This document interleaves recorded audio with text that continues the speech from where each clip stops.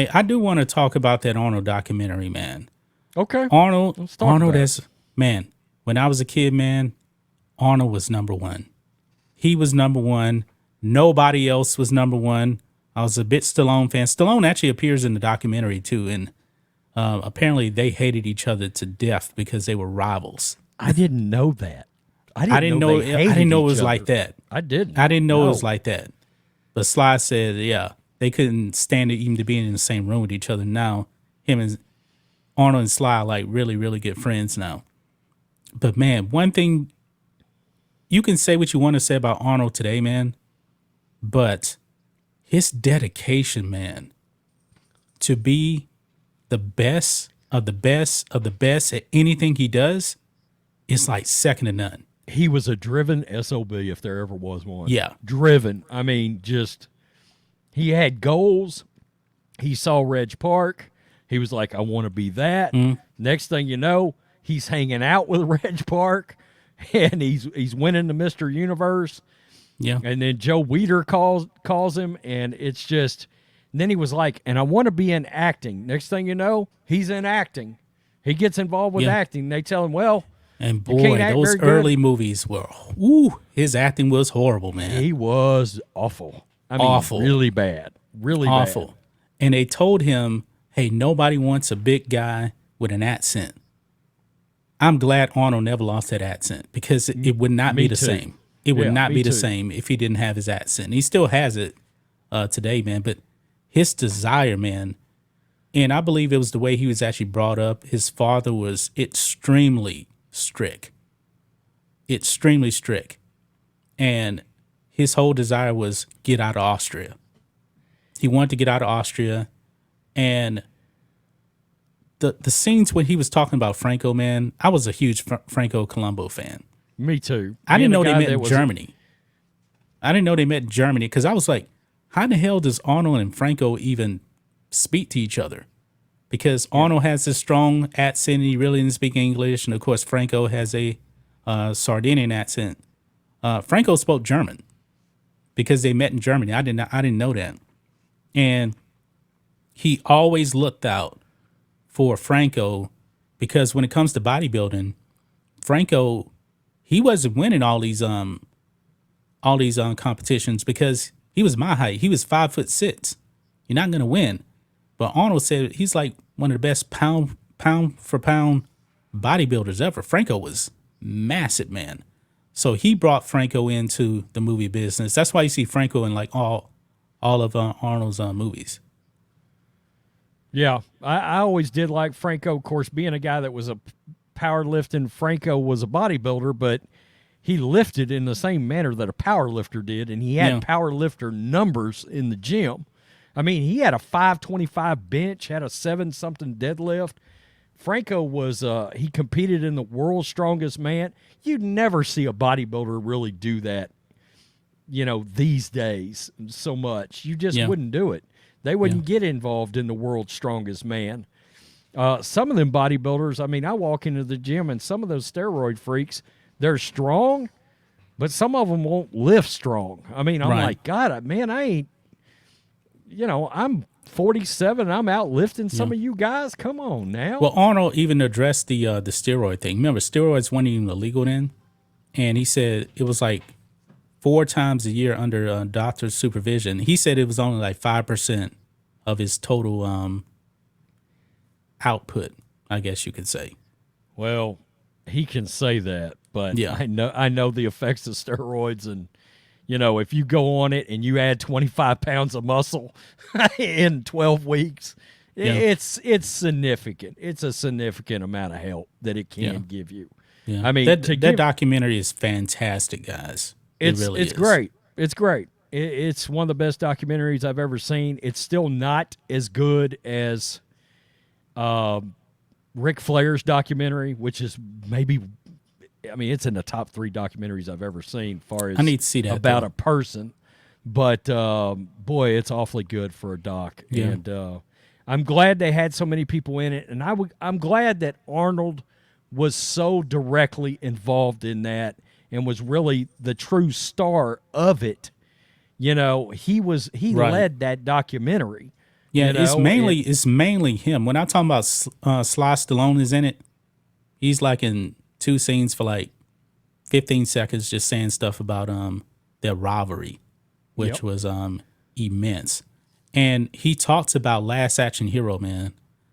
I remember when that movie came out in 1993, I do too. I and saw I was it opening. I was like, man, I saw it this opening is night bad. in the theater. Yep, I was so excited to go see it because that Ar- was Arnold first night, opening night. I was always there, and I walked in. We watched that movie. We came out and we was like, God, that was terrible. that movie sucked.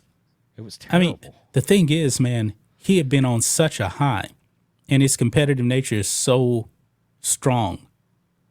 James Cameron was in there talking about it. Arnold said he just shut down for a week, and James Cameron said that was like what he said, like the first time he ever heard Arnold cry or something like that. Yeah, he was devastated over. He was Last Action devastated Hero. at the reception from that. Yeah. Yeah, that was his first flop. Once he became, Hollywood. He had And- that run. I mean, Raw Deal wasn't great, but I like Raw Deal though. um, They didn't talk about Total Recall in that documentary. well, they didn't talk about several of his films. The Running Man, they never really Yeah, talked they about. didn't bring it up. I mean, of course, You know? they're gonna focus on his major hits, but I mean, they even talked about End of Days. That was 1999. I actually like End of Days. I do too. I love it. Yeah, I like End of Days. I was like, I remember when I saw the trailer for that, I was like, oh, Arnold versus the devil? I'm there. yeah, I'm like, the devil doesn't stand a chance against Arnold. yeah. They didn't bring Sign me up. They didn't bring up Eraser either. The one he did with Vanessa Williams, they didn't bring that up. That's a good flick, and it made a lot of money. Yeah, People don't yeah. realize Eraser was a big hit. Yeah. Now, Yep. our audience may not like the third episode when it talks about him moving into politics. And we know that California is a blue state. I'm going to be honest, man. Him winning in California as a Republican had all to do with his star power. Oh, yeah. I'm gonna yeah. be honest about that. Arnold as a Republican, he ain't becoming the governor of Texas. He just not. Right. He's not. California is different because you got to remember they had a bunch of nobodies on that ballot. They had like porn stars. Gary Coleman was on the ballot. I mean, they was so disappointed with Gray Davis. Arnold was pretty much the only option, I guess.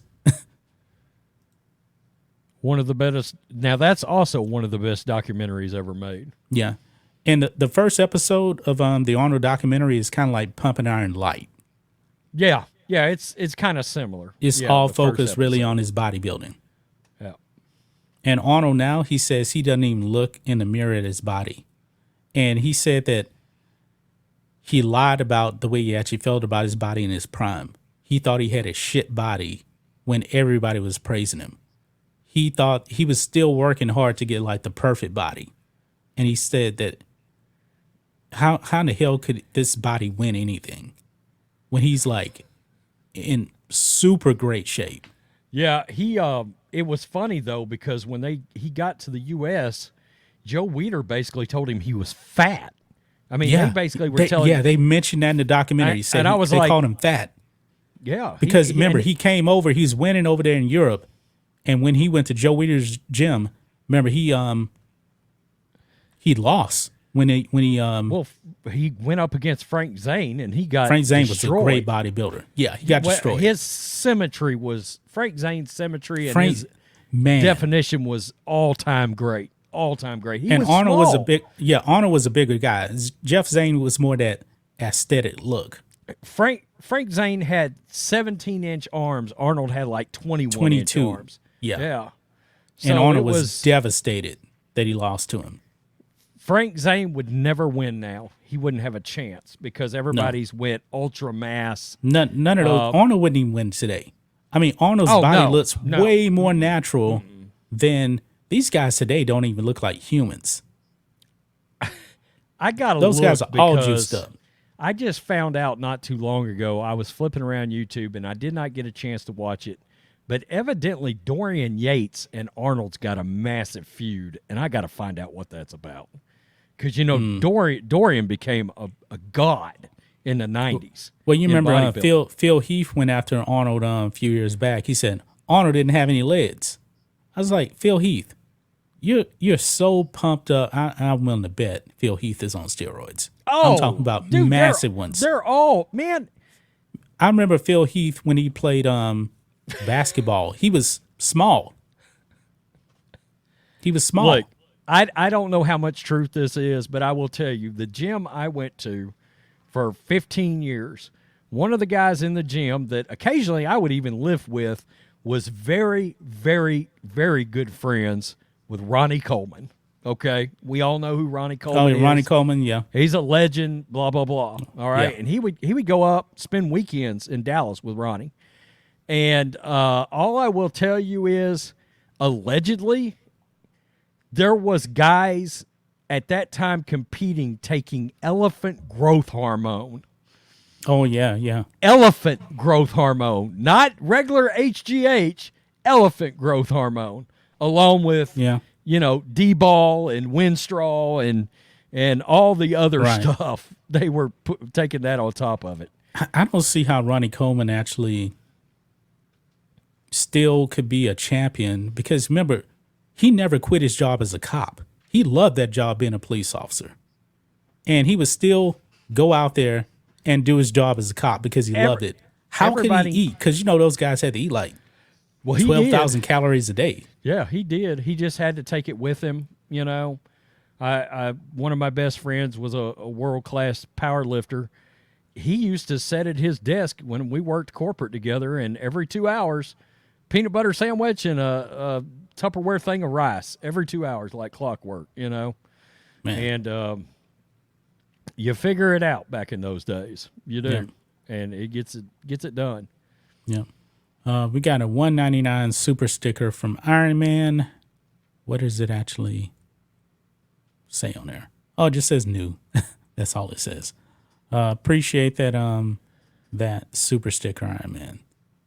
If I can find there it is. Thank you for that. Yeah. Ronnie Coleman was our school resource officer from APD. We'd laugh when he'd tell us not to do drugs. John Falsetto. Yeah. But guys, seriously, go and watch that documentary. It was the open secret. By the way, Ronnie's got a really good YouTube channel. So I want to shout that out. But I feel bad for Ronnie because Ronnie was a lot like Franco. Ronnie was world-class strong. I'm talking elite strength. He was massive. But he's got terrible hips now, and I know from experience, it's those heavy deadlifts and those heavy squats. I've got bad hips. My hips hurt me. Joe Rogan I can't even lay certain ways in the bed without my hips. Remember he appeared on Joe Rogan. I thought Joe Rogan had a doctor to recommend to him about his injuries.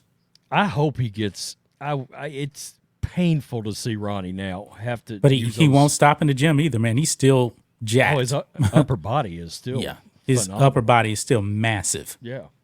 Massive. Ronnie Coleman, wow. So he was a beast. Yeah. That's all I got, Rhodes. Make